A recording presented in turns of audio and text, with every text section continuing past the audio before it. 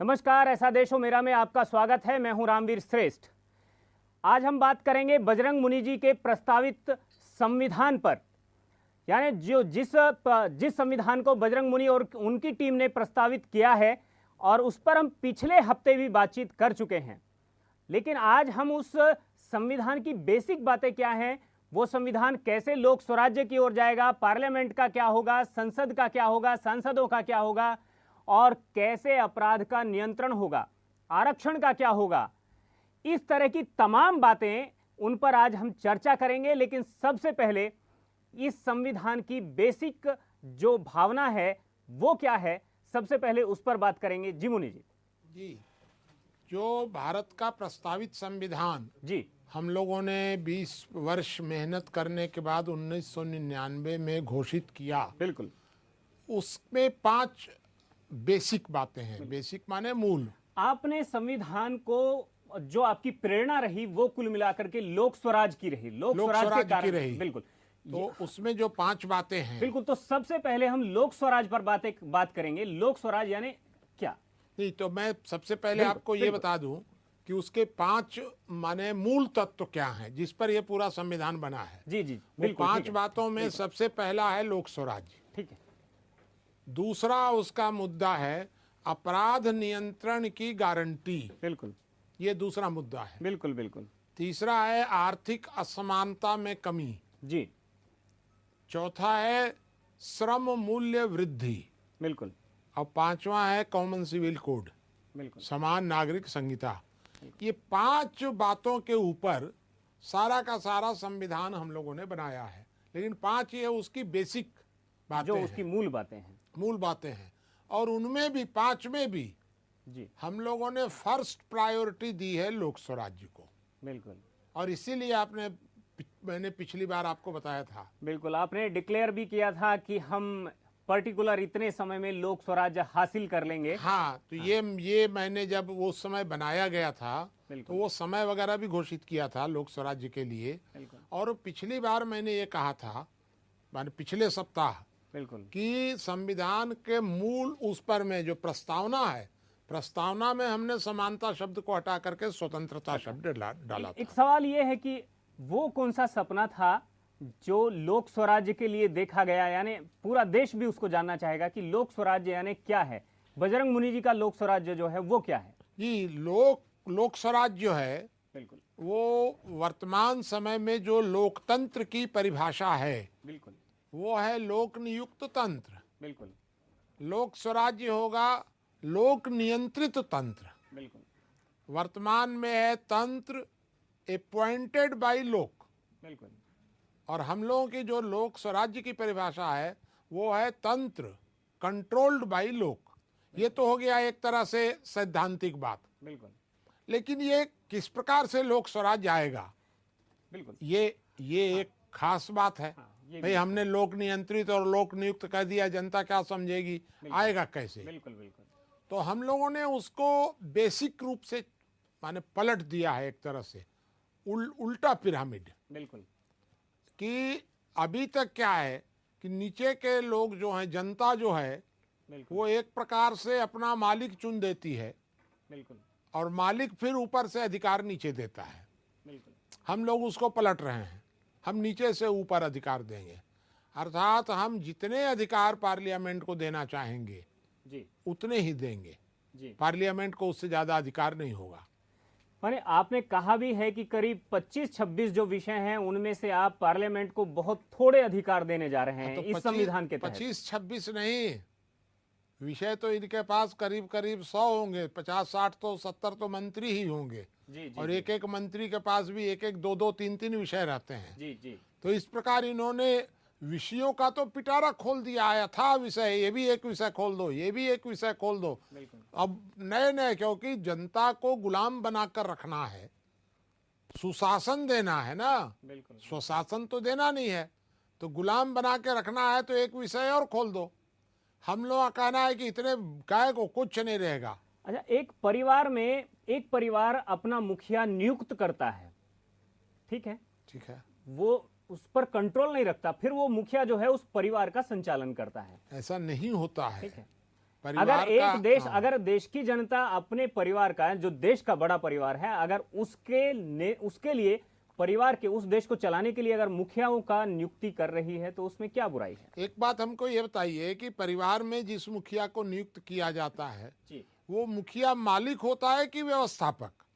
अगर परिवार मिलकर, जी परिवार के प्रत्येक व्यक्ति से वह मुखिया ऊपर होता है, बिल्कुल। लेकिन अगर संपूर्ण परिवार को माना जाए तो वह मुखिया से ऊपर होता है। तो हमारा जो कहना यह है कि प्रत्येक व्यक्ति से की अपेक्षा जी तो सरकार ऊपर होगी, बिल्कुल। लेकिन सामूहिक रूप से जो व्यक्ति हैं, समूह, माने पूरा जो हाँ, 60-70 करोड़ जो वोटर हैं जो या जो लोग सवा हैं, सवा सौ करोड़ इन लोग सब हैं। से वो नीचे होगी, बिल्कुल। सरकार उसके ऊपर नहीं होगी। तो ये लोग मिल करके, वर्तमान समय में लोकतंत्र की परिभाषा ये है, बिल्कुल जो मैं आपको बताऊं, जी कि वो ये कहते हैं कि आप हमें मालिक चुन रहे हो, बिल्कुल।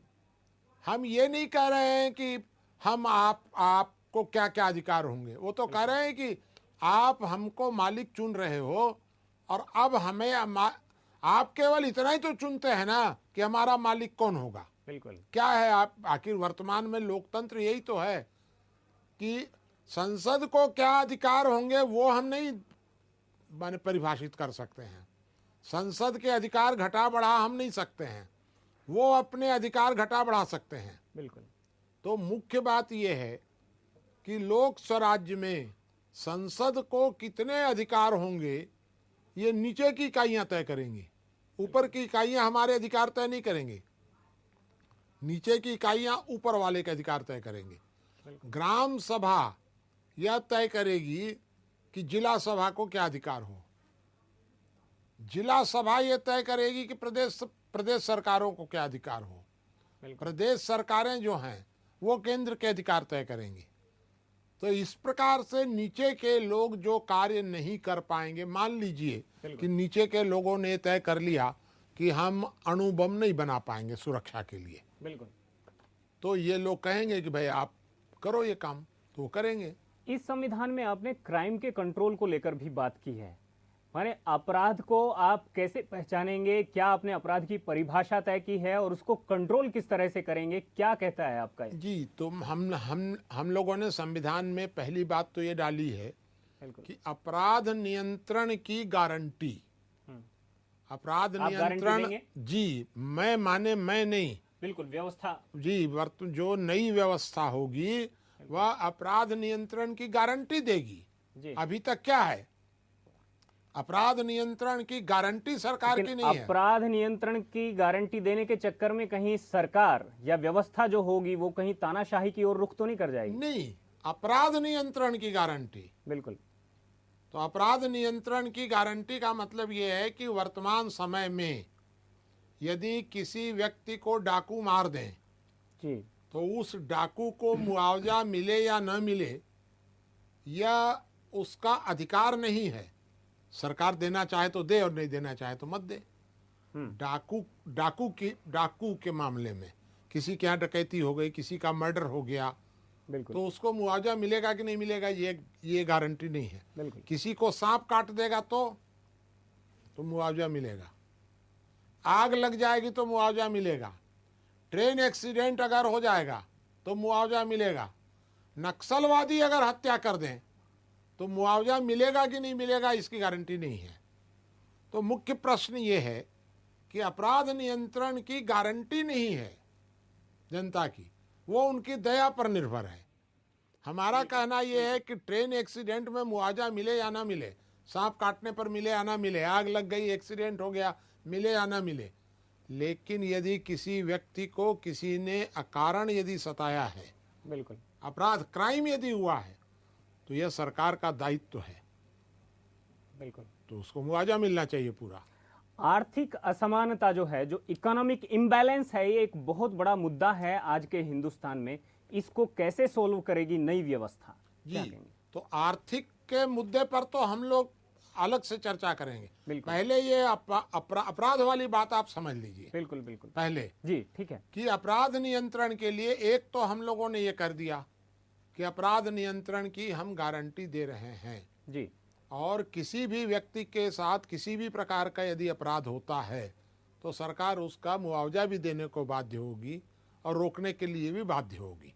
वो सरकार की असफलता मानी जाएगी। जी, अब प्रश्न ये उठते हैं कि ये रुकेगा कैसे, क्या हम चेंज करेंगे उसमें। बिल्कुल बिल्कुल तो हम लोगों ने अपने जो संविधान बनाया है उसमें कुछ खास बातें डाली हैं, पिक्यूलियर जिसको कहते हैं। ओके। पिक्यूलियर को हिंदी विशेष बातें जी डाली जी हैं। जी, पहली बात तो ये डाली गई है कि हम समाज के अंदर ऐसा संविधान बना रहे हैं जिस संविधान के द्वारा यदि कोई अपराधी है, अभी वर्तमान में क्या हो रहा है वो आप समझ लीजिए।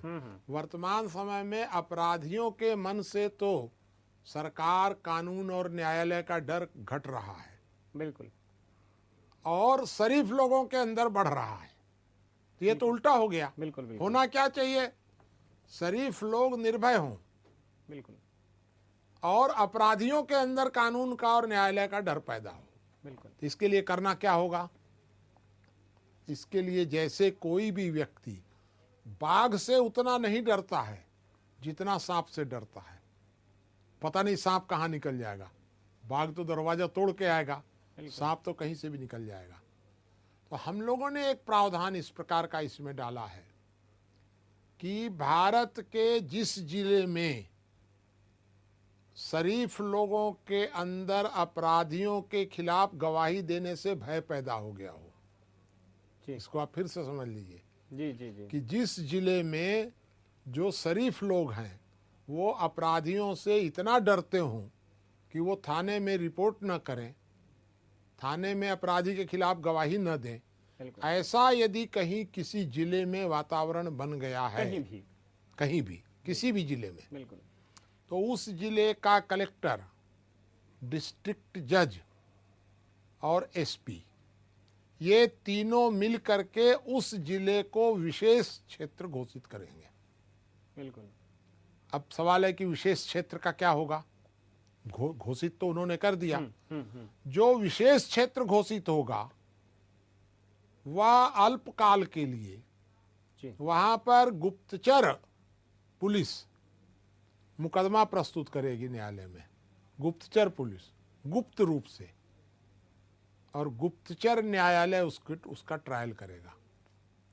अपराधी जान नहीं पाएगा कि किसने मेरे खिलाफ गवाही दी है, अपराधी जान नहीं पाएगा कि मेरे खिलाफ में कोई मुकदमा चल रहा है।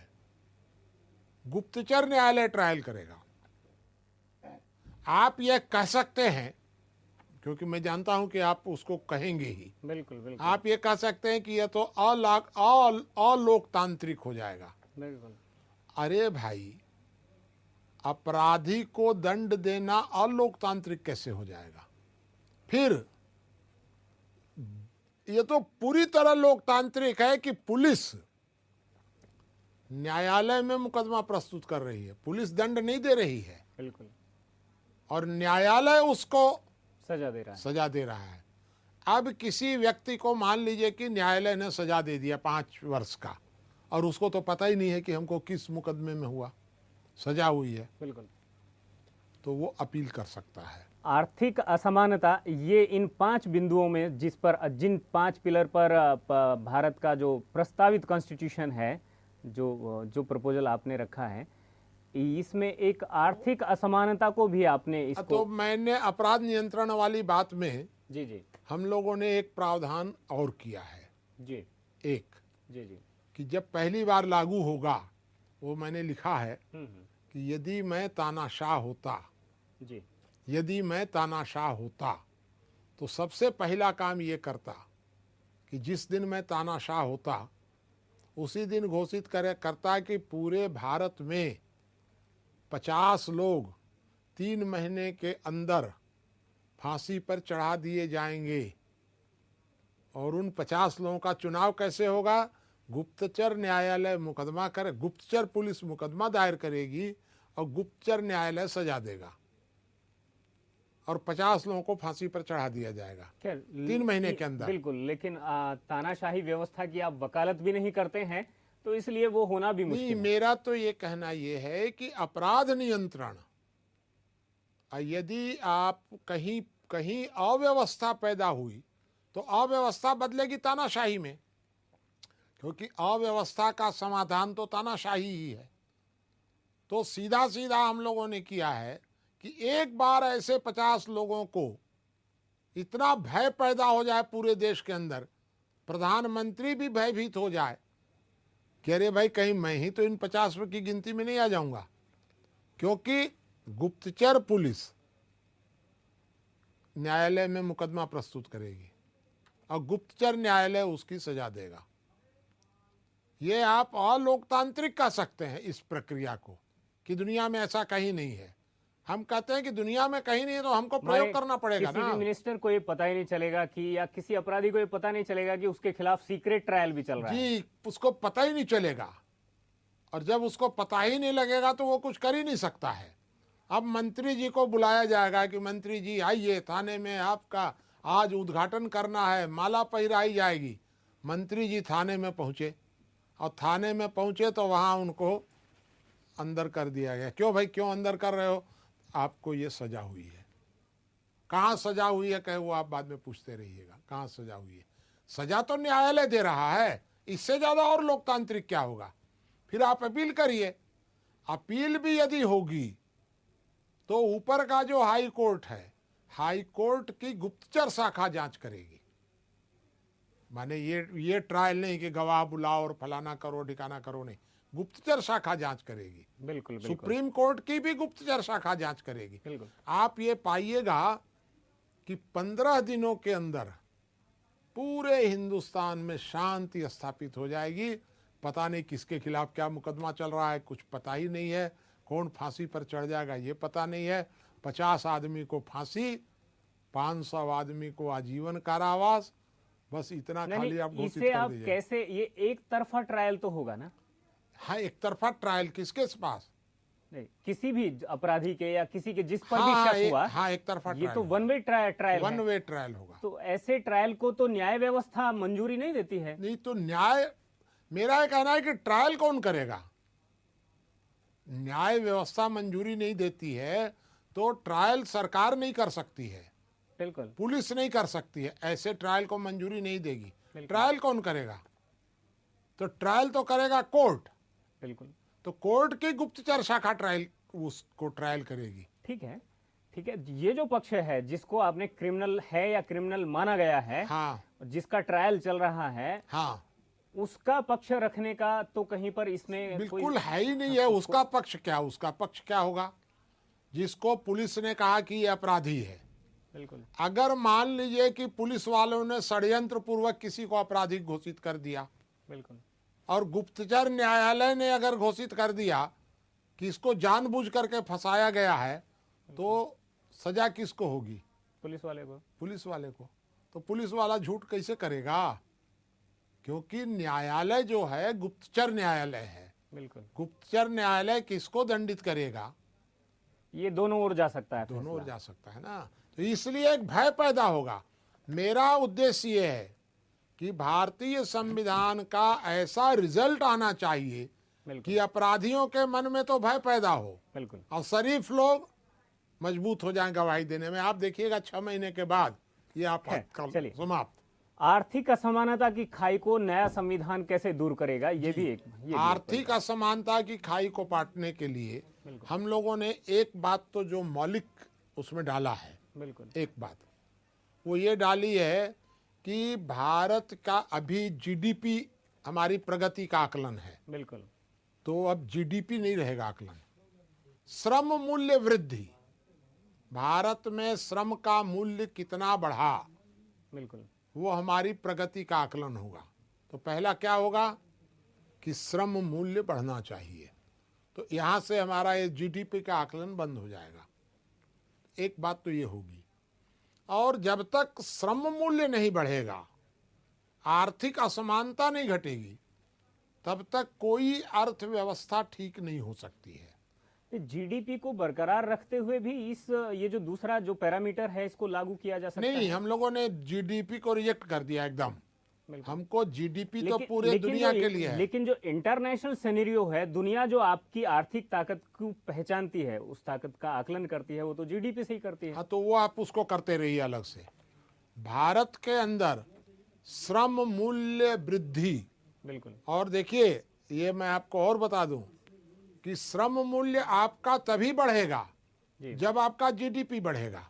बिल्कुल इन दोनों के बीच में बहुत संबंध हाँ, है, बिल्कुल दोनों के बीच में। कोरिलेटेड है। हाँ, तो आप श्रम मूल्य को बना दीजिए, जीडीपी तो अपने आप बढ़ जाएगा। श्रम मूल्य को आप करिए ना आकलन, तो दोनों देखिए न्याय भी मिला, आर्थिक असमानता भी घट जाएगी श्रम मूल्य के बढ़ने से, जीडीपी की भी ग्रोथ होगी और जीडीपी अपने आप बढ़ेगी। लेकिन आप अगर जीडीपी को बढ़ाते हैं और श्रम मूल्य को नहीं बढ़ने देते हैं तो न्याय नहीं होगा। फिर ऊपर वाला आप पूंजीपति श्रम मूल्य बढ़ाएंगे कृत्रिम तरीके से, और उधर जो है जीडीपी जो है उसकी ग्रोथ कैसे होगी? उत्पादन तो बढ़ेगा नहीं। कृत्रिम तरीके से काहे को बढ़ाएंगे? और क्या तरीका होगा? नहीं, श्रम मूल्य जो है उसको जो सरकार जो बढ़ाती है बिल्कुल वो तो श्रम मूल्य घटाने का माध्यम है। श्रम मूल्य, सरकार श्रम का जितना मूल्य बढ़ाएगी उतना श्रम का मूल्य बाजार में घटेगा। ये आपने आज तक सुना नहीं होगा कहीं भी। मैं आपको एक थ्योरी बता रहा हूं कि सरकार अगर श्रम का मूल्य बढ़ाएगी, क्योंकि श्रम का मूल्य जब बढ़ाया जाता है तो श्रम की मांग घटती है जी। अगर श्रम का मूल्य आप बढ़ाएंगे तो, क्योंकि श्रम की कंपटीटर कौन है? कृत्रिम ऊर्जा। बिल्कुल तो वो श्रम की कंपटीटर है। तो जब आप श्रम का मूल्य बढ़ाएंगे तो स्वाभाविक है कि उतना रोजगार मशीनों के पास चला जाएगा, वो ट्रांसफर हो जाएगा उतना, और जितना मशीनों के पास रोजगार जाएगा उतनी आपकी श्रम का मूल्य घटेगा। बिल्कुल बिल्कुल। क्योंकि ये एक थ्योरी मैं आपको बताता हूं, किसी वस्तु का मूल्य बढ़ाया जाता है तो या बढ़ता है तो उसकी मांग घटती है, बिल्कुल और किसी चीज की मांग घटती है तो मूल्य घटता है। यदि आप मांग और मूल्य का बहुत गहरा संबंध है, तो जहां किसी वस्तु का आपने मूल्य बढ़ा दिया तो मांग घटेगी बाजार में, अब मांग घटेगी तो मूल्य घटेगा।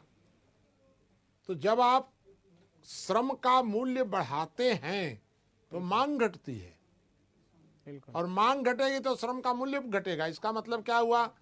आपको जानकारी ये दे दें कि हमारे रामानुजगंज क्षेत्र में जहां हम लोग हैं वहां पर श्रम का सरकारी मूल्य है 160 रुपया प्रतिदिन, और बाजार में है 100 रुपया। इतना अंतर डिफरेंस क्यों हुआ 160 और 100 के बीच में? क्योंकि सरकार अगर वहां पर श्रम का मूल्य 160 से घटा के 120 कर दे, मान लीजिए, बिल्कुल। तो अगर 120 कर देंगे तो ये 100 रुपया जो है वो 120 चला जाएगा। ये जो हाँ बिल्कुल, जो 100 रुपया है ना अभी, ये 120 उसको मिलने लग जाएगा। तो ये बहुत बड़ा षड्यंत्र है पूंजीपतियों का, बुद्धिजीवियों का, सरकारों का, कि श्रम के मूल्य को इतना ज्यादा बढ़ाओ कि श्रम की मांग घटे, और श्रम की मांग घटे तो श्रमजीवी बेचारा बेरोजगार रहे। ये उनकी सोच है। बिल्कुल। इसमें जो कॉमन सिविल कोड है, समान नागरिक संहिता, ये भी इसका एक 5वां पिलर है।